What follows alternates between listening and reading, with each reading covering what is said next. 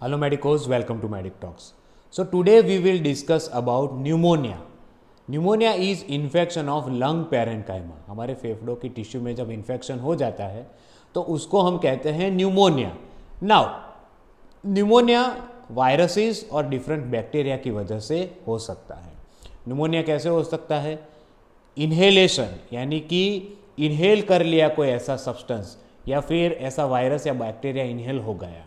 Then aspiration, कुछ निगल गए, कुछ निगलना है और वो चीज़ हमारी सांस की नली में चली गई, that is aspiration. Then haematogenous spread, blood के थ्रू जो स्प्रेड होता है उसकी वजह से. एंड फ्रॉम डायरेक्ट स्प्रेड, तो डायरेक्ट स्प्रेड की वजह से न्यूमोनिया हो सकता है. तो ये 4 रूट से हमारे बॉडी में, हमारे फेफड़ों में न्यूमोनिया हो सकता है. नाउ तो न्यूमोनिया को हम अब क्लासिफाइड करेंगे.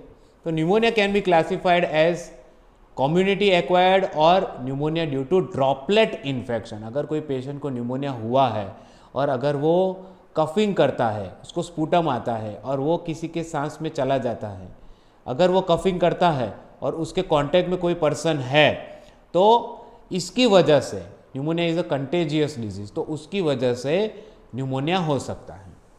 दूसरा है हॉस्पिटल एक्वायर्ड न्यूमोनिया. अगर कोई पेशेंट हॉस्पिटलाइज्ड है और वहाँ ज़्यादा दिन हॉस्पिटलाइज रहने की वजह से कई बार क्या है कि आईसीयू में पेशेंट्स को एंडोट्रेकियल ट्यूब का इंसर्शन करते हैं वेंटिलेटर पे रखने के लिए. कई बार पेशेंट को बाईपेप पे रखना पड़ता है. तो अगर ये इन्फेक्टेड है, अगर प्रॉपर एसेप्टिक प्रिकॉशंस नहीं लिए हैं, तो न्यूमोनिया होने के चांसेस बढ़ जाता है. इसके अलावा हॉस्पिटल का जो फ्लोरा होता है उस पर भी बहुत सारे बैक्टीरिया होता है. अब ये जो बैक्टीरिया है वो बहुत ही डेंजरस होते हैं, तो उसकी वजह से भी न्यूमोनिया हो सकता है. And the third type is pneumonia in immuno compromise patient. जो भी पेशेंट इम्यूनोसप्रेसिव ड्रग पे है या फिर कॉन्स्टेंटली स्टीरॉयड ड्रग्स पे है, टर्मिनली इल पेशेंट जनरली होते हैं ऐसे ड्रग्स पे, तो उनको न्यूमोनिया होने के चांसेस बढ़ जाता है. कौन कौन से होते हैं ऐसे पेशेंट? रूमेटॉइड वाले पेशेंट के जिनको इम्यूनोसप्रेसिव ड्रग्स चल रही है, किडनी ट्रांसप्लांट वाले पेशेंट. अगर किसी पेशेंट को किडनी ट्रांसप्लांटेशन हुआ है तो क्या होता है कि उसके बॉडी की इम्यूनिटी जो फॉरेन किडनी है उस पर अटैक करती है, तो उसके लिए उसे इम्यूनोसप्रेसिव एजेंट्स देने पड़ते हैं. तो ऐसे पेशेंट्स में भी न्यूमोनिया होने के चांसेस बढ़ जाते हैं, क्योंकि इम्यूनोसप्रेशन की वजह से क्या होता है कि हमारी इम्यूनिटी कम हो जाती है, तो चांसेस ऑफ इन्फेक्शन बढ़ जाते हैं. नाउ जितने भी पेशेंट स्टीरॉइड्स पे होते हैं उनकी भी इम्यूनिटी ऐसे ही अफेक्ट होती है और उनको भी न्यूमोनिया के चांसेस बढ़ जाते हैं. तो ये था क्लासिफिकेशन. नाउ एनाटॉमिकल क्लासिफिकेशन देखें तो न्यूमोनिया के 3 टाइप्स हैं: lobar pneumonia, broncho pneumonia and interstitial pneumonia और न्यूमोनाइटिस. लोबार न्यूमोनिया हम जानते हैं कि हमारे 2 लंग्स है, right and left. Right lung में 3 लोब्स है और लेफ्ट लंग में 2 लोब्स है. राइट लंग के अपर, मिडल और लोअर ये 3 लोब है. लेफ्ट लंग में अपर और लोअर ये 2 लोब है. तो कोई भी एक लोब में या एक से ज़्यादा लोब में अगर इन्फेक्शन होता है तो उसको हम कहते हैं lobar pneumonia. Now broncho pneumonia है वो टर्मिनल ब्रोंकियोल्स में होता है, और ये जो इंटरस्टिशियल न्यूमोनिया है वो कहाँ होता है कि एल्वियोलाई की जो वॉल होती है वहाँ पे इन्फेक्शन या इन्फ्लामेशन होता है, तो उसको हम कहते हैं इंटरस्टिशियल न्यूमोनिया. तो क्या होता है कि एल्वियोलाई और पल्मोनरी कैपिलरी ये दोनों एक दूसरे के बहुत ही अच्छे से कांटेक्ट में होते हैं, और उन दोनों के बीच में एक स्पेस होती है जिसको हम कहते हैं इंटरस्टिशियल स्पेस. तो अगर एल्वियोलार वॉल में इन्फ्लामेशन होगा तो it will affect the interstitial space also. So उसको हम कहेंगे इंटरस्टिशियल न्यूमोनिया और pneumonitis, which is very dangerous kind of pneumonia.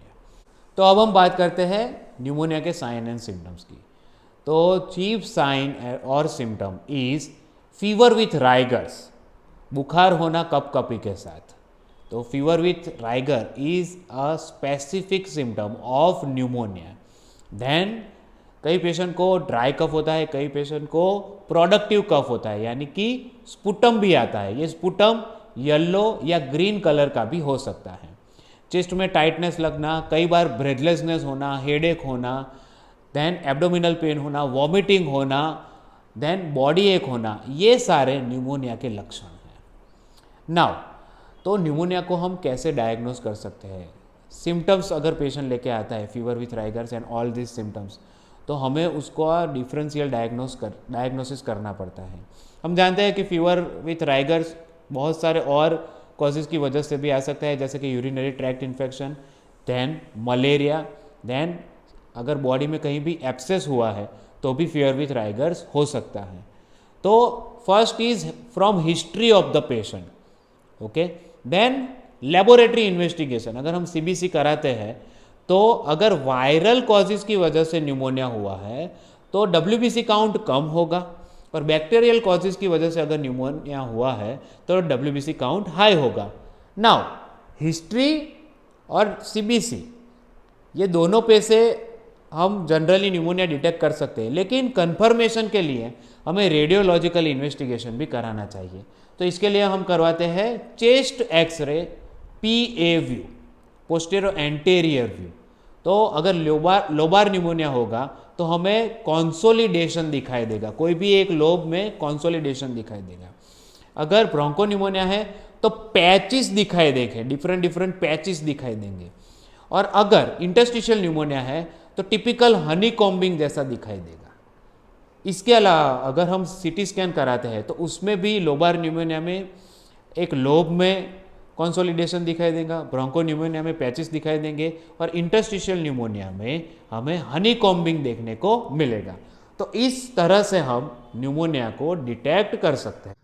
और इन सब के अलावा कई बार हमें स्पुटम कल्चर भी कराना पड़ता है। अगर स्पुटम कल्चर हम कराते हैं तो पॉजिटिव एजेंट हमें मालूम पड़ सकता है, आइदर वायरल और बैक्टीरियल है। नाउ न्यूमोनिया की ट्रीटमेंट एलोपैथी में जनरली हम जानते हैं कि पेशेंट को हॉस्पिटलाइज करना पड़ता है और antibiotics according to the cause और दूसरी सपोर्टिव ड्रग्स देते हैं।